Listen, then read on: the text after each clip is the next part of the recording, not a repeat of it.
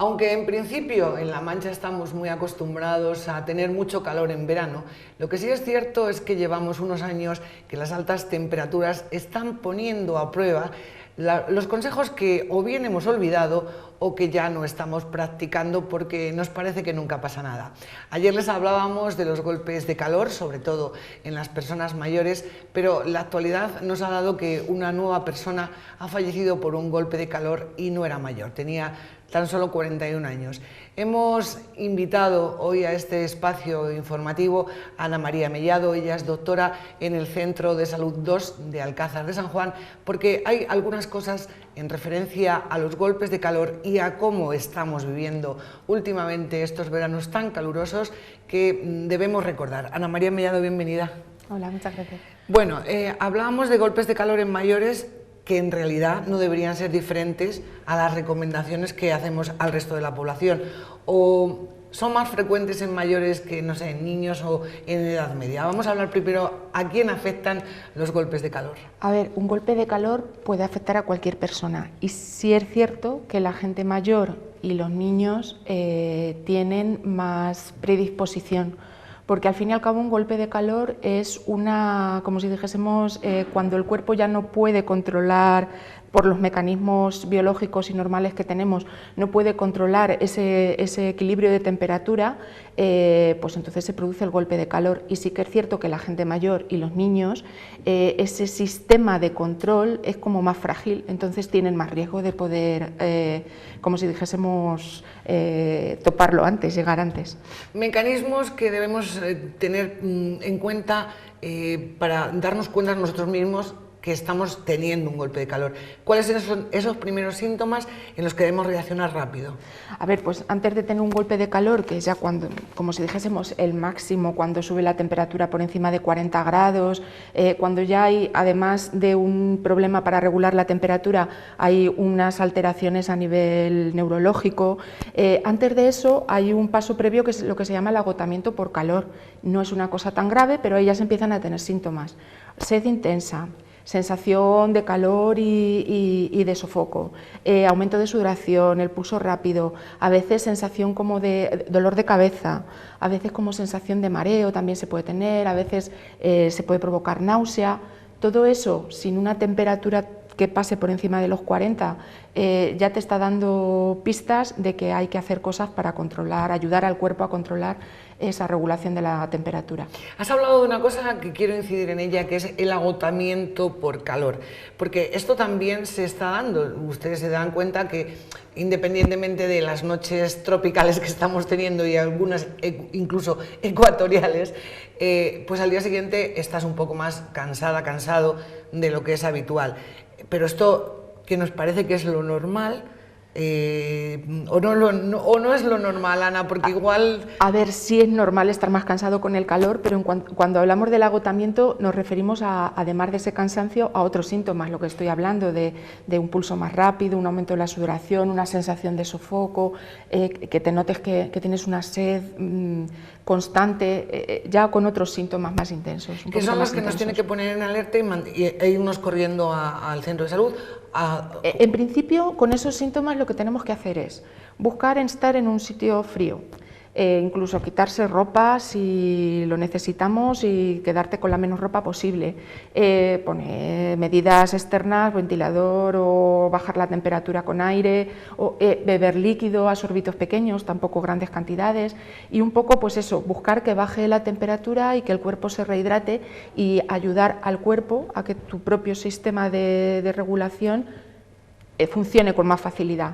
Si ya estás haciendo eso durante un tiempo y no te sirve de nada o ves que los síntomas van peor, es cuando hay que acudir al centro de salud. Si estás en casa, ¿una ducha fría serviría? Sí, una ducha fría también bien. Tampoco unas temperaturas, un contraste extremo entre el calor pero una temperatura con un agua fresquita que no sea extremadamente fría ni... puede servir también, poner paños de agua fría, cosas que te pueden ayudar a bajar un poco la temperatura.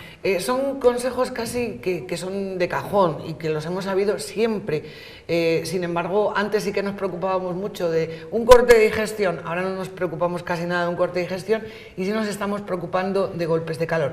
Y quiero también, y ya que estás, vamos a aprovechar a hablar de esos consejos que los médicos nos recordáis cada verano y que a veces a nosotros se nos olvidan, y quiero hacer hincapié en el deporte que cada día nos obsesiona más. Seguimos yendo al gimnasio en julio y agosto con 40 grados, seguimos cogiendo la bicicleta a horas probablemente que no son las debidas, seguimos haciendo footing incluso a horas donde está el sol dando mucho, que se habla de golpes de calor casi siempre pensando en temporeros o personas que están en el campo, pero no, el día a día de muchas personas pasa también por el deporte en esos extremos. Sí, evidentemente hay que tener cuidado y no llegar a ese extremo, porque en realidad el golpe de calor se produce por el golpe de calor de lo que hablamos, la insolación de toda la vida, y también se puede producir por estar en sitios poco ventilados, con temperaturas muy altas, en las que tú le estás pidiendo, además, si estás haciendo ejercicio, un extra al cuerpo,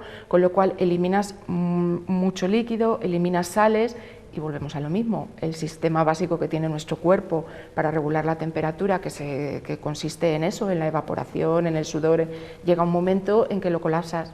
Entonces, esas cosas son cosas que no hay que hacer. Quiero insistir, Ana, en los cortes de digestión, algo que era muy frecuente. Bueno, cuando yo era pequeña había que guardar 2 horas después de haber comido antes de bañarse. Sin embargo, últimamente, como nunca pasa nada, pues como que hemos olvidado esto de un corte de digestión. ¿Qué es un corte de digestión? Y sigue siendo tan vigente ahora como hace unos años, claro. Sí, a ver, el corte de digestión en realidad consiste en que cuando tú comes y tu aparato digestivo está haciendo su función, pues necesita un mayor aporte de sangre que otras partes del cuerpo. Entonces, como te digo, nuestro cuerpo es muy listo y entonces lo que hace es derivar el mayor aporte de aflujo al aparato digestivo. Si en ese momento tú, más que el bañarte, que es lo que nos decían antes, no te puedes bañar, más que el bañarte es o que haya mucho contraste entre la temperatura y el agua esté muy fría, o que tú te pongas no solo a bañarte, sino que te pongas a nadar, a hacer un ejercicio, con lo cual los músculos del cuerpo te van a pedir un mayor riego, o por la vasodilatación que necesitas para regular la temperatura, si hay mucho contraste de temperatura, también te va a pedir tu piel un mayor aporte, un mayor riego. Entonces se lo robas al aparato digestivo, y al robárselo al aparato digestivo es cuando se produce el corte de digestión. Por lo tanto, vamos a recoger así algunos consejos que siguen siendo válidos, que los hemos sabido siempre y que a veces a lo mejor se nos está olvidando. Entrar al agua con cierta calma cuando nos vamos a bañar, procurar no estar mucho tiempo al sol, utilizar una cosa que cada día se ve más y es sombreros también, sí, ¿no? El abanico, evidentemente, porque a veces también nos sirve para refrescar. Y hay un asunto del que también debemos hacer hincapié, y es las recomendaciones a los niños, porque los niños son probablemente la población que, bueno, pues que se le ha olvidado las normas a seguir en verano. Vamos a recordar eso, que a los niños hay que insistirles. Sí, a los niños hay que insistirles, aparte de protegerles muy bien contra el sol, que no, en las horas de máximo calor no dejarles que estén ahí en pleno movimiento, jugando, porque cuando tú le pides más movimiento al cuerpo y cuando tú tienes más actividad, estás gastando, como si dijésemos, recursos en esa vasodilatación, en esa irrigación, y se los estás robando pues a la regulación de la temperatura o a otras cosas como lo que estamos hablando de la digestión. Entonces, mucha protección, mucha hidratación, que tengan juegos, pero en determinadas horas del día, más tranquilos, más reposados, que no tengan tanta actividad, y bueno, siempre mantenerles una temperatura más fresca, que no se pongan en horas entre, pues qué te voy a decir yo, al mediodía, que no estén expuestos al sol, y bueno, yo creo que con esas recomendaciones les protegemos bastante. Y a los mayores igual, también, ya les decíamos ayer algunas de esas recomendaciones, pero en general a todo el mundo. Sí, Sí, porque estamos viendo que los golpes no respetan edades. Sí, otra cosa que te iba a decir también, que los niños tampoco tienen el mismo, a lo mejor la misma percepción de que puedan tener sed, o que, igual que la gente mayor, entonces hay que insistirles mucho e hidratarlos mucho. Beban agua, aunque sea sin sed. Eso es. Bueno, Ana, pues yo creo que más o menos con los consejos que hemos recordado, porque insistimos, ahora la temperatura es más alta, lo estamos notando estos días, vienen o cada día tenemos más olas de calor, pero realmente los manchegos siempre hemos tenido unos veranos que recuerdo, y voy a recordar a Recesvinto Casero, ustedes, igual tú no lo conociste, pero ustedes seguramente sí, que siempre decía que en La Mancha hay 9 meses de invierno y 3 de infierno. Pues más o menos esto es lo que estamos viendo.